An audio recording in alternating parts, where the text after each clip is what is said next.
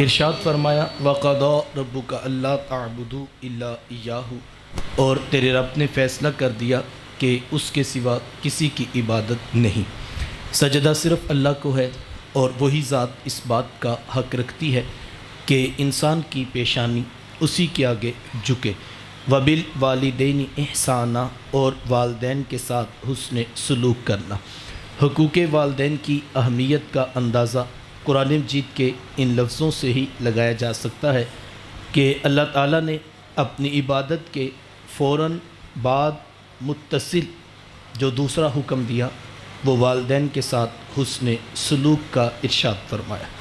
ماں باپ کس قدر اہمیت کے حامل ہیں، میرے حضور تشریف فرما تھے، صحابہ بیٹھے تھے کہ دور سے ایک بوڑھی خاتون کو اپنی طرف آتے دیکھا۔ آقا کریم علیہ السلام کی نظر پڑی تو میرے حضور اٹھ کھڑے ہوئے، میری ماں پکارتے ہوئے اور دوڑ لگاتے ہوئے ان کے قریب پہنچے، پھر کندھوں سے وہ چادر اتار کر نیچے زمین پر بچھا دی جسے میں اور آپ کائنات کا قیمتی اثاثہ سمجھتے ہیں۔ اپنی والدہ کو اس چادر کے اوپر بٹھایا، کان لگا کر گھنٹوں ان کی باتیں سنی، اور جب وہ بوڑھی خاتون خود اٹھ کر واپس جانے لگی تو کسی نے راوی سے پوچھ لیا یہ آنے والی خوش قسمت خاتون کون تھیں کہ محبوب علیہ السلام نے اپنے کندھوں کی چادر ان کے قدموں کے نیچے بچھا دی؟ تو بتانے والے نے بتایا کہ تمہیں نہیں پتہ، یہی تو حضور علیہ السلام کی رضائی والدہ حضرت حلیمہ سعدیہ سلام اللہ علیہ۔ سگی ماں تو سگی ماں ہے، میرے محبوب علیہ السلام نے تو دودھ پلانے والی ماں کو بھی اتنی عزت عطا کی۔ ماں باپ کیا ہوتے ہیں یہ زمانے کو میرے محبوب علیہ السلام نے آ کر بتلایا۔ آقا کریم علیہ السلام ایک دن صحابہ کو نماز پڑھانے آئے، تاحد نگاہ صحابہ نے اٹھ کر حضور کا استقبال کیا، محبتوں برا یہ ہجوم دیکھا تو چھم چھم آنکھوں سے آنسو برسنے لگے۔ ایک ٹھنڈی آہ بری اور کیا فرمایا، لو ادرکت والدیہ او احدہما، کاش آج میرے ماں باپ بھی زندہ ہوتے یا ان میں سے کوئی ایک ہی زندہ ہوتا۔ بندے نے دکھوں کا دور دیکھا ہو، اللہ بعد میں سہولتیں عطا کر دے تو بندہ آرزو کرتا ہے کہ کاش آج میرے ساتھ میرے ماں باپ بھی ہوتے۔ میرے گھر میں غربت دیکھی تھی، دولت کی ریل پیل بھی دیکھتے، میرے آنگن میں مصیبتیں دیکھی تھی، محبتوں کے کھلے ہوئے گلاب بھی دیکھتے، میری ذلتوں کا دور دیکھا تھا، سر پہ سجی ہوئی عزتوں کی دستار بھی دیکھتے۔ بندہ آرزو کرتا ہے کاش آسودگیوں کے اس دور میں بھی میرے ماں باپ آج میرے ساتھ ہوتے۔ آپ جانتے ہیں کہ میرے حضور ابھی شکم مادر میں تھے کہ حضور علیہ السلام کے والد کا انتقال ہو گیا۔ 6 سال کی عمر ہے، ابوا کی ریت کا مقام اور 3 نفوس پر مشتمل قافلہ، حضرت ام ایمن، حضرت آمینہ سلام اللہ علیہ اور حضور علیہ السلام کہ حضرت آمینہ کو بھی بخار ہو گیا۔ سمجھ گئی کہ میرا یہ بخار جان لیوا ثابت ہوگا۔ ام ایمن کو قریب بلایا، اپنے در یتیم کا ہاتھ ان کے ہاتھ میں پکڑاتے ہوئے فرمایا، ام ایمن میرے اس بیٹے کو بحفاظت امیر قریش عبد المطلب تک پہنچا دینا۔ پھر بیوہ ماں نے اپنے لخت جگر کے سر انور پر شفقتوں برا ہاتھ رکھا اور کوئی آخری پیار بری باتیں کہنا چاہیں، لیکن ضبط کے سارے بندھن ٹوٹ گئے، چھم چھم آنکھوں سے آنسو برسنے لگے۔ آخری لفظ جو کائنات کی عظیم ماں نے اپنے بیٹے کے سر پہ ہاتھ رکھ کر کہے وہ کیا تھے؟ کہا بیٹا ہر نئی چیز نے پرانے ہو جانا ہے اور ہر باقی نے فنا ہو جانا ہے، میں بھی جا رہی ہوں وذکر باق و ولدت طہرا، لیکن میرا ذکر باقی رہے گا اس لیے کہ میں تیرے جیسا ستھرا بیٹا چھوڑ کے جا رہی ہوں۔ جن ماؤں کے بیٹے اتنے اچھے ہوں ان کے ذکر نہیں مٹا کرتے۔ یہ آخری لفظ کہے کہ حضور علیہ السلام کی والدہ کی سانس ٹوٹ گئی، آنکھوں پہ ہاتھ رکھ کے آنکھیں بند کی، اور پھر میرے حضور بار بار اپنی ماں کو ہلاتے اور ساتھ پوچھتے امی آپ بولتی کیوں نہیں، امی آپ بولتی کیوں نہیں، لیکن آگے سے کوئی جواب نہیں آ رہا تھا۔ پھر 6 سال کی عمر میں اپنے ننھے نبوت والے ہاتھوں سے کتنے حوصلے سے ماں کی قبر کو کھودا ہوگا، اندر ماں کا جسے اتھر رکھا، اوپر سے مٹی انڈیل کر آنکھوں سے آنسوؤں کا چھڑکاؤ کیا اور میرے حضور ام ایمن کے ساتھ چمٹ کر بیٹھ گئے۔ آج ہو بھی کیا سکتا تھا، مدینہ المنورہ میں حضور علیہ السلام کی والدہ کا وصال ہوتا، ہزاروں صحابہ جنازے کے جلوس میں شریک ہوتے، آسمان سے فرشتے بھی پھولوں کے ہار لے کر پہنچتے، لیکن وہ کیا کسی نے کہا تھا تجھے کن پھولوں سے ہم کفن دیں؟ تو جدا ہی ایسے موسموں میں ہوا جب درختوں کے ہاتھ پھولوں سے خالی تھے، دو پھول ہوتے، میرے حضور اپنی ماں کی لحد پہ رکھ کر اپنے دل کو تسلی دے لیتے۔ پھر 2 سال ہی گزرے تھے کہ امیر قریش عبد المطلب کا جنازہ بھی اٹھا، پورا مکہ امڑ کے آ گیا، لوگ آگے بڑھ کر جنازے کی چارپائی کو کندھا دے رہے تھے، لیکن ایک 8 سال کی عمر کا بچہ تھا جو کبھی اس دیوار سے لگ کے روتا، جو کبھی اس دیوار سے لگ کے روتا۔ پھر شاب ابی طالب کی گھاٹی بھی آئی، طائف کے بازاروں میں پتھر بھی مارے گئے، گندی اوجریاں جس میں اتھر پہ ڈالی گئی، ایک بدبخت گلے میں کپڑا ڈال کر تاؤ بھی دیا۔ لیکن آج ایک طویل کٹھن سفر کر لینے کے بعد جب کاشانہ اقدس سے میرے حضور باہر جلوہ فراز ہوئے، آگے بڑھ کے مصلی امامت پر تشریف فرما ہوئے، تا حد نگاہ صحابہ نے اٹھ کر حضور کا استقبال کیا، محبتوں برا یہ ہجوم عاشقاں دیکھا تو چھم چھم آنکھوں سے آنسو ٹپکنے لگے، پیچھے پلٹ کر حضور کی نگاہ ابوا کے ریت کے ٹیلے پہ پہنچ گئی، ایک ٹھنڈی آہ بری اور کیا فرمایا، لو ادرکت والدیہ او احدہما، کاش آج میرے ماں باپ بھی زندہ ہوتے یا ان میں سے کوئی ایک ہی زندہ ہوتا، پھر میں لوگوں کو نماز عشاء پڑھا رہا ہوتا، اس میں سورہ فاتحہ کی تلاوت کر رہا ہوتا، پھر میری ماں کو میرے ساتھ کوئی کام یاد آ جاتا، وہ دروازے پہ آتی، چلمن سرکاتی، اپنے میٹھے اور پیار بھرے لہجے میں فرماتی، ابنی محمد، میرے بیٹے محمد میری بات تو سنو۔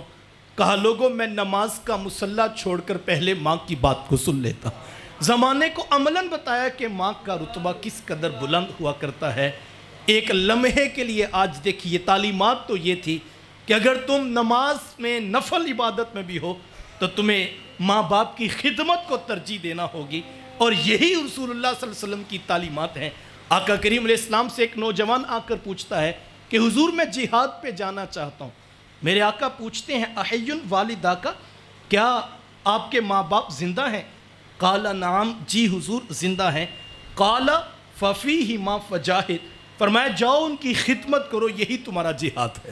ماں تڑپ رہی ہو، بیٹا جہاد کرے یا تبلیغ، اللہ کا قرب نہیں ملے گا جب تک ساتھ میں ماں باپ راضی نہیں ہوں گے۔ ماں باپ کی خدمت یہ اول ترجیح ہونی چاہیے، اور یہ بہت بڑی سعادت مندی ہے اس شخص کے لیے جس کو اپنے ماں باپ کی خدمت کا شرف نصیب ہو جاتا ہے۔ ورنہ جس دور میں آج ہم بس رہے ہیں یہاں پر تو حالت یہ ہے کہ بوڑھا باپ صبح کے وقت اٹھ کر جوان بیٹے کی منت کرتا ہے اور کہتا ہے بیٹا آج دکان پہ رش زیادہ ہے، گاہکوں کی بھی بھیڑ ہے اور میری طبیعت کچھ ٹھیک نہیں، تو بیٹا تم ذرا دکان پر وقت کچھ زیادہ دینا۔ تو نوجوان آگے سے کیا کہتا ہے، کوئی جیتا ہے تو مرے جیے، کوئی مرتا ہے تو مرے، میں نے جمعرات کو دربار پہ ضرور جانا ہے۔ یہ دین کس نے سکھایا بھائی؟ یہ اللہ کے رسول کی تعلیمات تو نہیں ہے، اور نہ ہی یہ دربار والوں کی تعلیمات، یہ آج کے ان پڑھ جاہل پیروں کا مسئلہ ہے۔ اگر 50 لوگ ہر وقت اس کے ڈیرے پہ نہ بیٹھے تو جناب اس کا کاروبار نہیں چلتا، لہٰذا وہ سبق یہ پڑھاتا ہے کہ بس جمعے کی حاضری قضا نہیں ہونی چاہیے۔ کوئی کہتا ہے بس جمعرات کو اگر تم نے قضا کی تو تمہیں فیض نہیں ملے گا، یہ پیر کے کہنے سے اللہ کا قرب نہیں روکا جا سکتا۔ میرے رسول نے تو یہاں تک ارشاد فرما دیا، فرمایا رضا اللہ فی رضا الوالد و سخط اللہ فی سخط الوالد، میں جس کا باپ راضی ہے میں محمد ضمانت دیتا ہوں اس کا عرش کا رحمان بھی راضی ہے، اور جس کا باپ ناراض ہے اس کا عرش کا رحمان بھی ناراض ہے۔ ماں باپ کی خدمت پر ترجیح اول ہے، اس کے علاوہ دوسری حیثیت ہے، اور وہ پیر جو اپنی ذات کا طواف کروائے، ماں بلک رہی ہے، باپ بیمار پڑا ہوا ہے، لیکن وہ اپنا جو ہے وہ سٹیٹس برقرار رکھنے کے لیے 10 آگے اور 10 پیچھوں کے اندر نام لکھواتا ہے، اور بعض اوقات غلط فہمی میں نوجوان یہ سمجھتا ہے کہ چونکہ میں اس کی نگاہ میں ہوں اور مجھے بڑا کچھ ملے گا۔ میں آپ کو سادہ سی بات کہتا ہوں یار، کہیں سے مجھے یا آپ کو یہ خبر مل جائے کہ جناب سندھ کے ریگستان میں یا پہاڑوں کی اوٹ میں کوئی ایک ایسا شخص ہے جس کے بارے کوئی معتبر آدمی یہ کہہ دے کہ اگر تم اس کو راضی کر لو تو تمہیں اللہ کا قرب ملے گا. 100% تیقن ہمیں مل جائے تو میرا خیال ہے ہم سب کام چھوڑ چھاڑ کے اس کے پیچھے بھاگ پڑیں گے اور ہر صورت میں اس کو راضی کریں. لیکن اس کا تیقن کسی کے پاس نہیں ہے کہ فلاں شخص کو راضی کرو تو تمہیں اللہ کا قرب ملے گا. کوئی تیقن کے ساتھ 100% نہیں بتا سکتا، لیکن میرے رسول نے تو بتا دیا. اللہ اکبر. وہ گھر میں جو بوڑھا باپ جس کا ہاتھ صبح کانپتا ہے دروازے پہ دستک دینے سے پہلے، جو 10 مرتبہ سوچتا ہے اور بیٹا کہتا ہے 10 بجے سے پہلے میرا دروازہ کوئی نہ کھٹکھٹائے، میاں وہ باہر کھڑا ہے جس کے بارے تیرے رسول نے فرمایا تھا اگر یہ بوڑھا راضی ہو گیا تیرا رب رحمان بھی راضی ہو جائے گا. لیکن مسئلہ یہ ہے کہ ہمارا اپنا جو ہے وہ فہم دین ہے اور ہم جدھر کو نفس راضی ہوتا ہے اور ہم ادھر ہی لڑک پڑتے ہیں. ماں باپ کو ترجیح اول ہے، اور جب تک ترجیح اول پہ ہم نہیں آئیں گے تب تک نتائج حاصل نہیں ہو سکیں گے. اور یہ میں اس طبقے کی بات کر رہا ہوں جو دین کے ساتھ وابستہ ہے. بعض اوقات ان کا فہم دین ٹھیک نہیں ہوتا اور وہ کوئی اور مفہوم تراش لیتے ہیں. ہمیں اس بات کے اوپر غور کرنا چاہیے. آپ نے کئی مرتبہ علماء سے وہ روایت سنی ہے کہ حضرت موسیٰ علیہ السلام نے پوچھا تھا کہ مالک میرا جنت کا ساتھی کون ہے؟ تو کہا موسیٰ فلاں بازار میں چلے جائیے، وہاں پر ایک قصاب ہے جو گوشت کاٹ کر لوگوں کو بیچ دیتا ہے، وہ آپ کا جو ہے وہ جنت کا ساتھی ہے. حضرت موسیٰ علیہ السلام چل پڑے کہ میں جا کر دیکھوں تو صحیح وہ کیا کرتا ہے. جا کر دیکھا تو عام سا قصاب تھا، گوشت کاٹتا اور لوگوں کو بیچ دیتا. ہاں وہ ایک کام کرتا جو ٹکڑوں سے بہت اچھا لگتا وہ الگ کر دیتا. شام کو جب گھر واپس پلٹنے لگا تو اس نے الگ کیا ہوا گوشت پیک کیا اور وہ گھر کی طرف چل دیا. حضرت موسیٰ علیہ السلام بھی اس کے پیچھے ہو لیے. وہ گھر پہنچا تو جا کے شوربے میں کھانے کو تیار کیا، اور جب کھانا پک گیا روٹی کے ٹکڑے توڑ توڑ کر بھگو کے نرم کرتا اور پھر محبت سے لقمہ بنا کر اپنی بوڑھی ماں کے منہ میں رکھتا. حضرت موسیٰ علیہ السلام اس کا یہ عمل دیکھتے رہے. پھر اس نے ٹانگیں دبائی، خدمت کی. جب اٹھ کر جانے لگا تو اس کی بوڑھی ماں نے آسمان کی طرف دیکھا اور اس کے بوڑھے لب ہلے. بڑھاپے کی وجہ سے آواز زیادہ نہ پیدا ہو سکی. تو حضرت موسیٰ علیہ السلام نے پوچھ لیا کہ تیری ماں کیا کہہ رہی ہے؟ تو اس نے کہا حضرت میری ماں بڑی سادہ ہے، جب شام رات آ کر یوں اس کی خدمت کرتا ہوں تو یہ روزانہ آسمان کی طرف منہ کر کے کہتی ہے کہ اللہ تجھے جنت میں موسیٰ کا ساتھ عطا کرے. اور میں کہتا ہوں ماں تو بڑی سادہ ہے، کہاں کوہ طور پہ بیٹھ کر ڈائریکٹ اب سے باتیں کرنے والے پیغمبر حضرت موسیٰ علیہ السلام، اور کہاں میرے جیسا عام سا گناہگار آدمی. تو ماں یہ تو کوئی جوڑ ہی نہیں بنتا ہے. لیکن حضرت میری ماں بڑی سادہ ہے، یہ روزانہ خوش ہو کے مجھے یہی دعا دیتی ہے اور میں بھی اس کا دل رکھنے کے لیے آمین کہہ دیتا ہوں. تو حضرت موسیٰ علیہ السلام مسکرا پڑے. کہا تجھے پھر مبارک ہو، عرش کے رحمان نے تیری بوڑھی ماں کے لب قبول کر لیے اور تو ہی جنتوں میں موسیٰ علیہ السلام کے ساتھ کھڑا کیا جائے گا. یار ماں راضی ہونا، اللہ صرف جنت نہیں جنتوں میں نبیوں کا ساتھ بھی عطا کرے گا. ماں باپ کی خدمت اتنا بڑا عمل ہے. 3 باتیں علماء نے لکھی ہیں اور میں بات مکمل کر دوں. اگر ماں باپ فوت ہو جائیں تو ظاہری بات ہے ان کے حقوق تو کوئی بھی 100% ادا کر ہی نہیں سکتا ہے. تو کیا کیا جائے؟ تو علماء نے 3 باتیں گنوائی ہیں. کہا اگر کوئی شخص یہ 3 کام اپنی زندگی کا معمول بنا لے تو بڑی امید ہے کل قیامت کے دن اللہ تعالیٰ ماں باپ کو راضی کر کے اولاد سے ملاقات کروائے گا. میں اور آپ آج کے اس درس قرآن سے یہ 3 باتیں بطور سبق اپنی زندگی میں شامل کرنے کے عہد کے ساتھ سماعت کریں گے. پہلی بات، کثرت سے ماں باپ کی بخشش و مغفرت کی دعا کی جائے. ماں باپ زندہ ہوں تب بھی، ماں باپ وفات پا جائیں تب بھی. ایک روایت میں ہے کہ جو شخص روزانہ اپنے ماں باپ کی بخشش کی دعا کرتا ہے میرے حضور فرماتے اس کے رزق میں کبھی بے برکتی نہیں آتی، اللہ تعالیٰ اس کو رزق کی فراوانی عطا کرتا ہے. اب دعائے بخشش کا انداز کوئی بھی ہو سکتا ہے. آپ کل کا ختم دلوائیں، 10ویں کی تقریب رکھیں، چہلم کے عنوان پہ لوگوں کو جمع کریں، آپ درس قرآن کے عنوان سے بہن بھائی بیٹھ جائیں، کوئی بھی نام رکھ لیجئے، دعاؤں کا سلسلہ کبھی منقطع نہیں ہونا چاہیے. مسئلہ نام سے نہیں ہے، مسئلہ اصل چیز کی حیت کا ہے کہ دعائے بخشش یہ وہ عمل ہے جو رب نے ہمیں قرآن میں سکھایا، اور اس کا سلسلہ کبھی بھی منقطع نہیں ہونا چاہیے۔ تو یقیناً یہ کل 6 یا 10 کی جو تقاریب ہوتی ہیں ان کا مقصود بھی دعا ہی ہے، لیکن اس مصروف ترین دور کے اندر کس کے پاس اتنا وقت ہوگا کہ وہ روزانہ اتنے سینکڑوں لوگوں کو جمع کرے اور پھر اپنے ماں باپ کی بخشش و مغفرت کی دعا کروائے؟ تو یقیناً یہ باعث برکت ہے اور یہ بہت برکتوں کی حامل نشست ہے، لیکن روزانہ تو آپ اتنا اہتمام نہیں کر سکیں، اور دعا تو روزانہ کرنی چاہیے بلکہ دن میں کئی مرتبہ کرنی چاہیے۔ تو پھر کیا کیا جائے؟ اور بعض اوقات مصروفیات اتنی ہیں کہ بندہ وقت بھی نہیں نکال پاتا کہ میں اہتمام کے ساتھ اکیلے بیٹھ کے دعا کر لوں، لیکن دعا تو کرنی چاہیے اور عادت بنا لینی چاہیے۔ تو پھر کیا کیا جائے؟ علماء نے بڑی خوبصورت بات کی طرف توجہ دلائی، کہا آپ کوشش کر کے محنت کر کے 5 وقت کے نمازی بن جائیے۔ یہ اتنا خوبصورت عمل ہے، اتنا خوبصورت عمل ہے کہ بیٹے کی کوئی نماز پوری نہیں ہوتی جب تک وہ یہ دعا نہیں کر لیتا، ربنا اغفر لی ولی والدی، کہ مالک مجھے بھی بخش دے، میرے ماں باپ کو بھی بخش دے۔ یہ بہترین وظیفہ ہے۔ ایک تو رب کا حکم ہے، سینکڑوں مرتبہ پڑھنے کی تاکید ہے، نہ پڑھنے پر سخت عذاب کی وعید ہے، اور دوسرا محبوب علیہ السلام کی بھی آنکھوں کی ٹھنڈک ہے، اور تیسرا بیٹے کی نماز ہی پوری نہیں ہوتی جب تک دعائے بخشش نہیں کر لیتا۔ نماز نماز نماز، آخری وصیت بھی امت کے نام یہی تھی کہ لوگوں نماز نہ چھوڑنا۔ تو ہمیں ایک تو نماز پنجگانہ کا اہتمام کرنا چاہیے، اور میں یہ کہنا چاہوں گا ہو سکتا ہے ہمارے بیٹے بیرون ملک چلے جائیں، ہو سکتا ہے وہ سال کے بعد بھی قبر پہ آ کے سلام بھی نہ پیش کر سکیں، بعض اوقات کاروباری مصروفیات ایسی بن جاتی ہیں، ان کو آنا چاہیے، قبر پہ آنے کی الگ سے برکت ہے، لیکن ہو سکتا ہے مصروفیات کا دور ہے۔ تو پھر کیا کیا جائے؟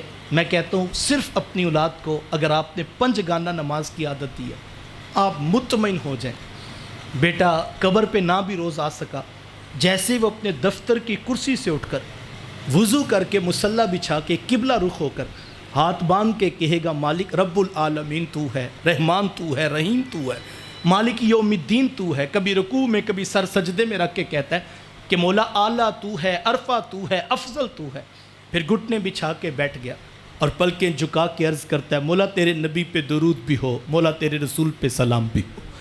اب اس کی رحمتیں برس رہی ہیں کہ میرے بندے تو نے قبلہ رخ ہو کے پاک حالت میں پاک جگہ کا انتخاب کیا، تو نے ہمیں رحمان بھی کہا، رحیم بھی کہا، مالک یوم الدین بھی کہا، تو نے رکوع و سجود میں تسبیح و تحمید کا وظیفہ بھی پڑھا، تو نے ہمارے نبی پہ درود بھی پڑھا، تو نے ہمارے رسول پہ سلام بھی پڑھا، اب تو بھی تو بتا تو بھی کچھ چاہتا ہے؟ تو یہ آخری بات عرض کرتا ہے بس مولا مجھے بھی بخش دے، میرے ماں باپ کو بھی بخش دے۔ میں کہتا ہوں بڑے خوش قسمت ہیں وہ لوگ جن کی اولادیں پنجگانہ نماز کی عادت رکھتی ہیں۔ میں کہتا ہوں یار ان کی قبروں میں تو اصالِ ثواب کے رش نہیں لگے ہوں گے، کبھی فرشتے کہیں گے بھی تیری بیٹی نے ظہر کی نماز پڑھی ہے، اس کی برکت پہنچ رہی ہے، کبھی کہا جائے گا بھی تیرے بیٹے نے مغرب کا مصلی بچھایا تھا، یہ اس کی برکت پہنچ رہی ہے، اور کبھی شاید یہ بھی کہا جائے آج کرم دو بالا اس لیے ہے کہ بیٹا صبح تہجد میں بھی اٹھا تھا، سونے محمد پہ درود بھی پڑھ رہا تھا۔ تو اپنی اولاد کو اس کام پہ لگا دیا جائے، اور بہترین وظیفہ نماز پنجگانہ کا اہتمام ہے۔ دوسری بات علماء نے لکھی کہ ماں باپ فوت ہو جائے ان کے رشتہ داروں سے اچھا سلوک کیا جائے۔ ماں فوت ہوگی تو ماموں خالہ کے ساتھ، باپ فوت ہو جائے تو چچا تایا پھوپھو کے ساتھ اس نے سلوک کیا جائے، اس سے بھی ماں باپ کی روح خوش ہوتی۔ وہ کسی شاگرد نے پوچھا تھا کہ استاد جی ماں باپ فوت ہو جائیں تو پھر کیا کریں؟ تو کسی بڑے استاد نے بڑا خوبصورت جواب دیا، کہا بیٹا ماں باپ فوت ہو جائیں تو ان کی نشانیوں سے پیار کیا کرو۔ کہا حضرت ماں باپ کی بھی نشانیاں ہوتی؟ ساحل کا خیال تھا کوئی تسبیح، کوئی ٹوپی، کوئی رومال، مجھے اس سے پیار کرنا پڑے گا تو اس سے ماں باپ کو کیا فائدہ ہوگا؟ تو کہا حضرت جی ماں باپ کی بھی نشانیاں ہوتی ہیں۔ تو بزرگ مسکرا پڑے، کہا ہاں بیٹا یہ جو بہن بھائی ہوتے ہیں نا یہ ماں باپ کی نشانیاں ہوتی ہیں۔ ماں فوت ہو گئی ہے بہنوں کے سروں پہ شفقت کے ہاتھ رکھو، باپ فوت ہو گیا بھائیوں کو سینے سے لگا لو، اس سے ماں باپ خوش ہوتے ہیں۔ اللہ اکبر۔ لیکن ہم نے دیکھا ہے بعض اوقات کیا ہوتا ہے کہ ماں باپ کی وفات کے بعد بہن بھائی الجھ جاتے ہیں، بعض اوقات میٹھی لڑائی بھی ہوتی ہے، بہن کہتی ہے یہ چادر میں نے کسی کو نہیں دینی، میرا باپ اس پہ تہجد کے نفل پڑھتا تھا، بھائی کہتا ہے یہ تسبیح میں نے سنبھال کے رکھنی، اس پر میرے بابا جو ہے وہ دروشی پڑھتے تھے، کوئی ٹوپی لے لیتا ہے، کوئی تسبیح لے لیتا ہے، اور ساری زندگی لوگ سنبھال کے رکھتے ہیں۔ محبت کی بات ہے، میں اس کی نفی نہیں کرتا، لیکن میں یہ ضرور کہتا ہوں یار ایک ایسی عجیب بات ہے کہ ہم ٹوپیاں، تسبیحاں، رومال، چادریں تو سنبھال کے رکھیں، اور جو ماں باپ کے بدن کے ٹکڑے ہیں ان کو دھکا دے کے گھر سے باہر نکال دیں اور ہم کہیں کہ اب کل سے تو نے اپنا حساب خود کرنا اور میں نے اپنا خود کرنا ہے. تو مجھے بتائیں اگر ماں نے کل پوچھ لیا, کل باپ نے پوچھ لیا کہ پتر اور بڑا کچھ کیا, ٹوپیاں تسمیاں اور مال تو سنبھال کے رکھے, جو میرے بدن کے ٹکڑے تھے اس سے تو عید والے نے کبھی روادار نہیں تھا, اور تو نے اتنی نفرت کی دیوار کھڑی کر دی کہ تو میرے سے کیسا پیار. دیکھو یہ کبھی بھی نہیں ہو سکتا. مجھے کسی بات لمبی ہوگی, مجھے کسی نے آ کے مسئلہ پوچھا اور وہ کہنے لگا میں ماں باپ کی خدمت بھی کرتا ہوں اور میری اولاد پڑھ بھی گئی ہے, میرا کاروبار بھی اچھا ہے اور میری خواہش یہ ہے کہ ماں باپ میرے ساتھ رہیں, لیکن ابا جی کہتے ہیں کہ میں نے جو ہے وہ فلاں بیٹے کے ساتھ رہنا ہے. کہتے جب کہ وہ خدمت بھی ٹھیک نہیں کرتا اور وہ جو ہے وہ اولاد بھی اس کی اچھی نہیں اور محلے سے بھی اس کے بارے میں ریپیوٹ اچھی نہیں ہے, اور تکلیف ہوتی ہے جب کوئی ہمارے والد صاحب پر بات کرتا ہے, لیکن ابا جی بزید ہیں, ماں جی کہتے رہنے ہم نے اس پتر کے ساتھ, تو ہمیں بڑی تکلیف ہوتی ہے کہ ہم جو ہے وہ خدمت کا حق بھی نہیں ادا کر پاتے اور ہم الجھن میں اور ہم اپنے پاس لانا چاہتے ہیں, تو یہ تو زیادتی ہے, ہمارا بھی حق ہے. تو وہ جو ہے وہ اپنے والد صاحب کے خلاف ہو رہا تھا اور کہہ رہا تھا کہ مجھے مسئلے کا حل بتائیں میں کیا کروں. تو میں بے ساختہ ایک چھوٹی سی مثال اس کو دی. تو میں نے کہا مالی نے باغ لگایا ہو اور اس باغ میں بوٹے اور جڑی بوٹیاں اور اس میں گلاب اور شہد اور سب کچھ لگا ہو, اور پھر کچھ بوٹے تناور درخت بن جائیں, ان کے اوپر پھل آنا شروع ہو جائے اور ایک بوٹا کمزور رہ جائے وہ ہلتا ہو, تو مالی ان بوٹوں سے بری ذمہ ہو جاتا ہے. وہ دل سے ان کے اوپر مطمئن ہوتا ہے کہ انہوں نے جڑیں مضبوط کر لی, ان کے اوپر پھل بھی آ گیا, لیکن مالی اس کمزور بوٹے کے پاس سے اٹھنا نہیں چاہتا. اس کو ڈر لگتا ہے کہیں کوئی آندھی کا جھونکا اس کو اڑا کے نہ رکھ دے, چلو جتنی دیر میری زندگی ہے میں اسی کے پاس بیٹھا رہوں گا. تو میں نے کہا آپ والدین کے بارے میں نہ سوچیں, ان کو فکر ہے تو اس کمزور بوٹے کی ہے, تو یہ ماں باپ اور یہ مالی کا پیار ہے اپنے پورے باغ سے, اور باغ میں سارے بوٹے مختلف ہوتے ہیں, کوئی جڑیں جلدی مضبوط کر لیتا ہے, کوئی پھل نہیں دیتا اور کوئی پھل بھی دیتا ہے. تمہیں لگتا ہے یہ تو پھل نہیں دیتا, اس سے کیوں پیار ہے؟ اور میاں مالی نے اپنے ہاتھ سے وہ بوٹا لگایا ہے, مالی کو اس بوٹے سے بھی پیار ہے. تو میں کہتا ہوں بعض کا آپ کو حکمت سے سمجھنا چاہیے. آپ اگر ماں باپ کسی اور جگہ بھی رہتے ہوں تو ہمیں ان کی خدمت میں اپنا حصہ ڈال لینا چاہیے, اور جس طرح ماں باپ کے دل کو خوشی ہو, یہ نہیں ماں باپ اس سے زیادہ راضی, تکلیف سب سے زیادہ اس کی ہے, چونکہ مالی کو پتہ ہوتا ہے میں 20 سال اس بوٹے پہ لگائیں, ابھی تک اس نے جڑیں مضبوط نہیں کی, لیکن مالی پھر بھی پاس بیٹھا رہتا, اگر جڑیں مضبوط نہ ہوئی اور یہ بوٹا گر گیا ٹوٹ گیا تو میرا چمنستان اجڑے گا. تو جس طرح مالی کو اپنے پورے باغ سے پیار ہوتا ہے, اس کے بعد ذمہ داری بھائیوں کی ہوتی ہے, اور وہ جو ہے پورے چمنستان کا پورے باغ کا دھیان رکھیں گے. اور دیکھو محبت نبھانی ہی پڑتی ہے. مجھے کسی نے کہا کہ کیا رشتے صرف جو ہے وہ احساس صرف دنیا میں ہمارے لیے اترا ہے, تو میں نے کہا نہیں ایسا نہیں ہے, جو رشتے ہوتے ہیں وہ احساس کے ہوتے ہیں. اگر کوئی آپ سے اچھا سلوک کرے اور آپ بھی اس سے اچھا کریں, یہ کمال تو نہیں, کمال تو یہ ہے کوئی اچھا سلوک نہ بھی کرے تو پھر بھی آپ اچھا سلوک کریں. تو بعض اوقات بندے کو دکھ ہوتا ہے کہ یار میں اس خاندان کے لیے اتنا کچھ کرتا ہوں اور یہ میرے بارے میں کبھی بھی نہیں سوچتے, تو انسان ہے, فطرتاً انسان گھبرا جاتا ہے کہ میرا کون مخلص ہے. تو میں پھر بھی کہتا ہوں کوئی بات نہیں, آپ نے اللہ رسول کے لیے ماں باپ کی رضا کے لیے کرنا ہے. آپ گلستان کا حصہ بن کے رہیے, آپ جو ہے چمنستان کو آباد کیجئے, اپنے حصے کی چراغ, اپنے حصے کی شمع جو ہے وہ ضرور روشن رکھنی چاہیے. ہمارے رسول کا ایک فرمان عالی شان رشتوں کو جوڑنے کے لیے کتنا مضبوط ہے. آقا کریم علیہ السلام نے فرمایا وہ شخص کے جو جھگڑا چھوڑ دے اس کے باوجود کہ وہ حق پر ہے کہ وہ جھگڑا کر سکتا ہے, یعنی وہ ناجائز نہیں کر رہا, وہ صحیح بات کر رہا ہے, لیکن جب بات کرتا ہے اختلاف بڑھتا ہے, جھگڑا طول پکڑتا ہے. میرے حضور ماتے کوئی حق پہ ہونے کے باوجود جھگڑا چھوڑ دے, فرمایا وہ جھگڑا چھوڑے, ہم اسے جنت میں پورا محل دلوا دیں گے. ایک حدیث پہ سارے جھگڑے چھوڑے جا سکتے ہیں. تو سلو کر لینے کا مزاج خاص طور پہ بہن بھائیوں کے لیے, چچا تایا پھوپھوں کے لیے, ماموں خالہ کے لیے, ہمیں رشتوں کو دوبارہ سے والدین کی عزت و اہمیت کے پیش نظر ان کو دوبارہ سے ریوائز کرنا ہوتا ہے تاکہ ہم ان کی روح کو آسودگی پہنچا سکیں. تو یہ دوسری چیز ہے جس سے ماں باپ خوش ہوتے ہیں. اور تیسری بات ماشاءاللہ جس طرح قبلہ حاجی صاحب نے یہ ایک بوٹا لگایا, اور اس سے مجھے اب وہ آج ہم بیٹھے ادھر آیا تو مجھے وہ یاد آنے لگا کہ جب قبلہ مصطفی صاحب آئے تھے اور یہاں درس قرآن کی نشست لگی تھی تو یہ چھوٹی سی جو ہے وہ نشست تھی, اور آج ماشاءاللہ وہ پودا بڑھتا بڑھتا پورے حافظ آباد شہر میں الحمدللہ. اب میں کل پرسوں دیکھ رہا تھا کہ ربیع الاول شریف کی تیاریاں 2 ماہ سے پہلے تیار ہیں, تو یقیناً یہاں سے درس قرآن کا آغاز ہوا. اور میرے حضور علیہ السلام نے فرمایا جس نے نیکی کی بنیاد رکھی اور اس کے دیکھا دیکھی اور لوگ بھی نیکی کرتے رہے۔